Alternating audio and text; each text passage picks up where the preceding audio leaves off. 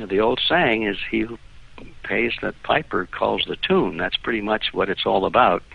And when people are dependent upon government or on lending institutions for their economic survival, they get in line. And they do exactly what they're told by the sources of funding, because they know, just as I mentioned a moment ago, once they break loose from that, they get out of line, they're cut off, and they wither and die. So it's a great means of controlling the population. In the old days, they used to control populations at the tip of a sword or with guns and bayonets.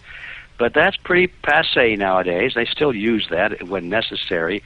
But in advanced nations, and some of the not-so-advanced nations, the method of choice today is economic control and psychological control.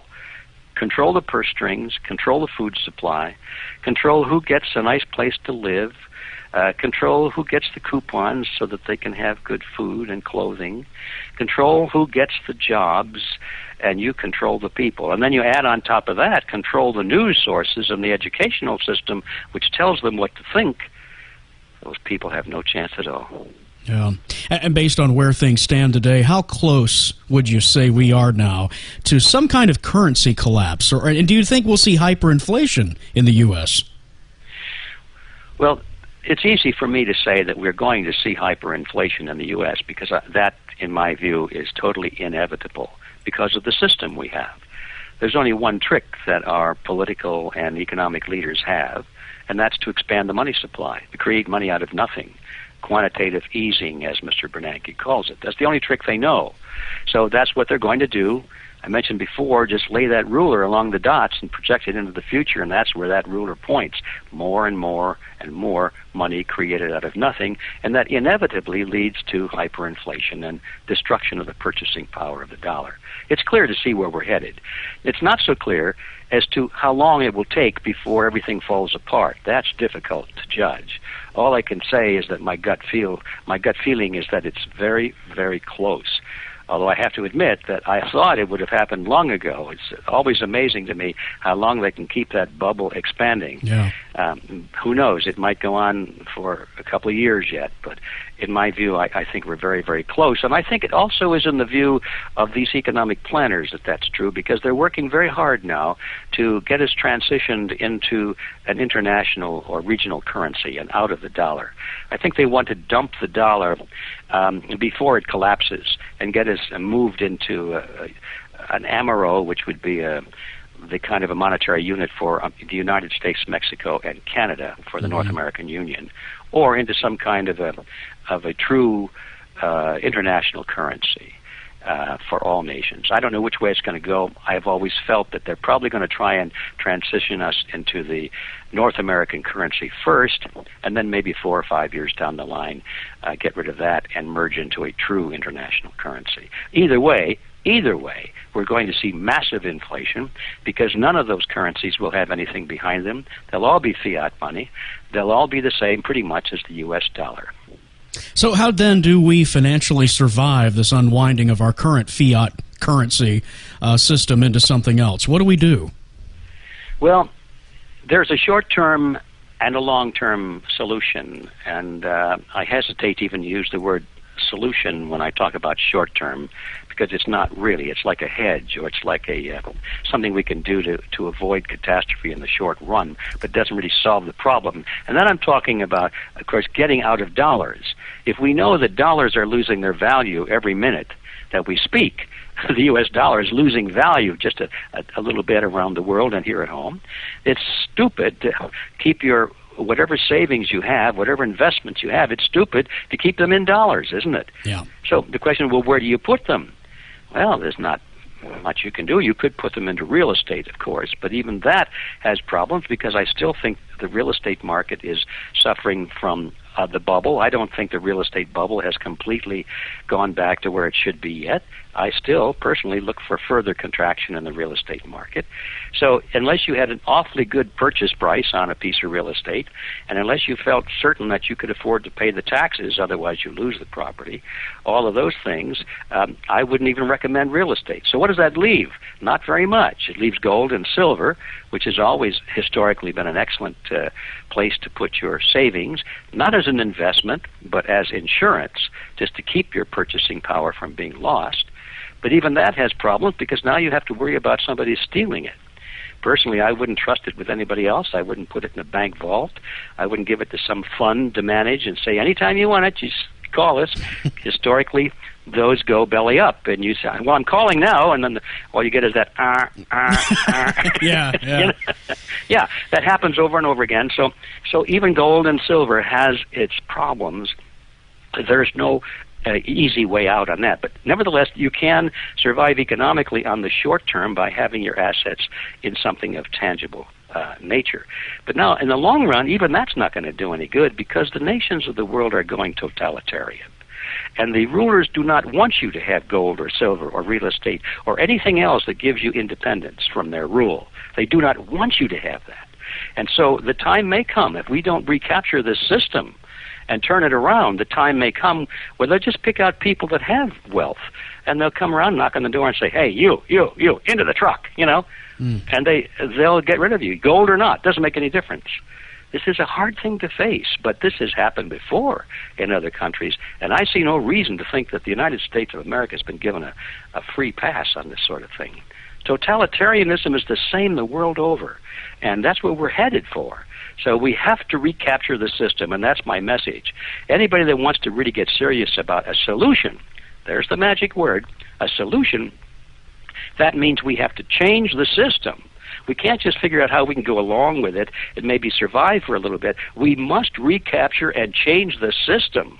And so that's the reason we created Freedom Force International. Anybody that wants to really get serious about changing the system and restoring it to a kind of a world in which personal liberties have value and where it's possible for people to have wealth and be independent of government control and banking control, then please come to the website. Look up freedomforceinternational.org. And be prepared to spend some time there because we have a plan to recapture the systems of the world and to restore freedom.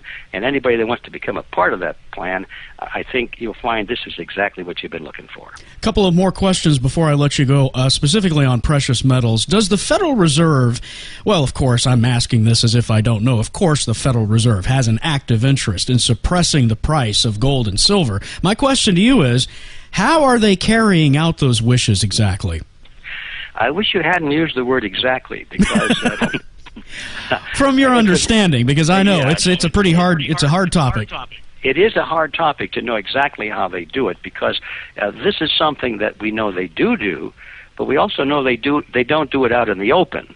So it's hard to see the mechanisms by which they're doing it. But we do know that in general what they're doing is they're allowing banks, primarily these bullion banks, let's see, you just named it bullion. I guess J.P. Morgan was a bullion bank. Yeah. I guess Goldman Sachs is a bullion bank. They deal in bullion as a trading vehicle, and they allow these banks to cook the books.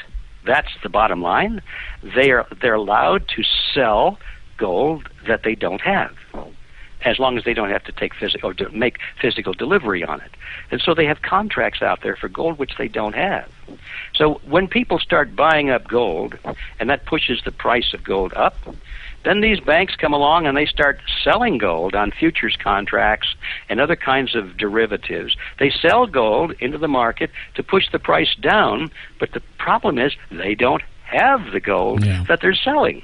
So in a nutshell, that's how it works. But the exact mechanism of how they do that and how long they can perpetuate that, I don't understand that. But I do know that if everybody demanded physical delivery of the gold that they're buying, then this game would fall apart immediately because they cannot deliver all of the gold and silver that they pretend to sell. And speaking of that, we've heard Max Kaiser start this growing movement. I don't know if you heard about it, to crash J.P. Morgan. He says if everybody around the world would buy just 1 ounce of silver, then J.P. Morgan would effectively be decimated because of its massive position against silver. I'd like to hear you talk about this. How effective are these types of popular movements to fight against them? Well, I don't think they're very effective at all because, first of all, the average person, if everybody in the world knew enough about this to want to buy an ounce of gold to expose J.P. Morgan's fraud, well, the game would already be over because they would have voted for politicians that would have changed the system. So the assumption is that there are enough people that understand what's going on to make a difference, and that's not a good assumption. So, people say, well, let's boycott the oil industry. Let's not buy gasoline today. Of course, we'll buy it tomorrow, but let's not buy it today. And that'll show them, Well, that doesn't show them anything because they still sell the same amount of gasoline the next day that they would have sold today. And on and on. I think, these popular movements that have a lot of appeal because they allow people to show their indignation and their anger, that's about all they're worth. It's just for letting people blow off steam. It doesn't change anything. These people don't care how angry you are or how indignant you are, as long as we allow them to continue to have the power that they do.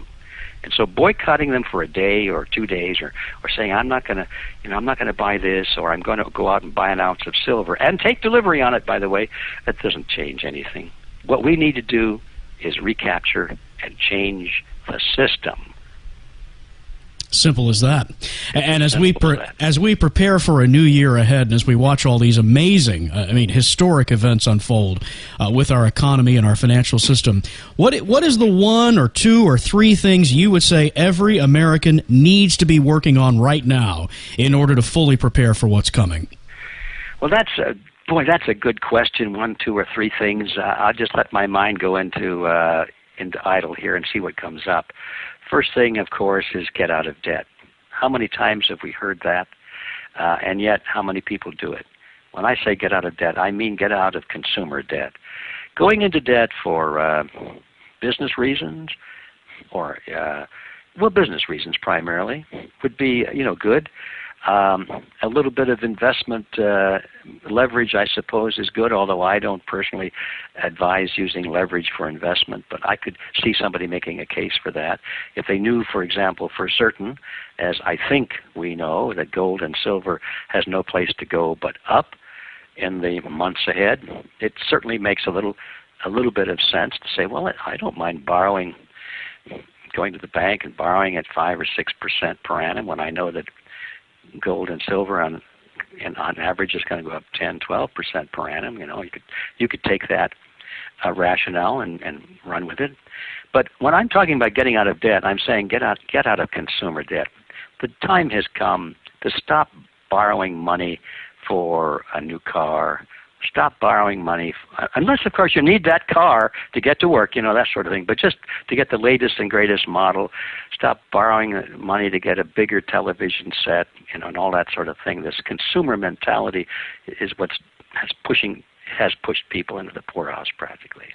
So that'd be the first thing. Get out of debt as much as possible.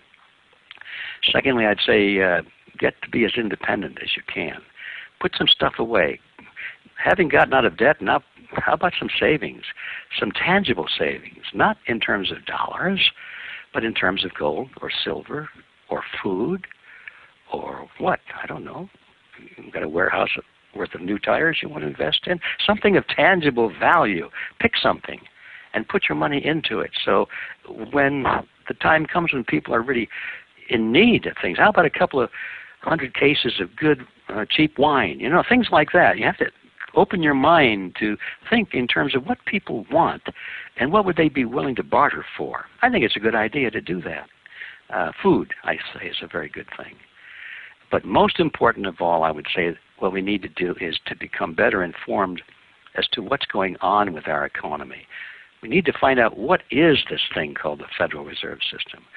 We need to know why it needs to be abolished. We need to take an active interest in politics. We need to find candidates who will stand up and speak out on these things and not just go along.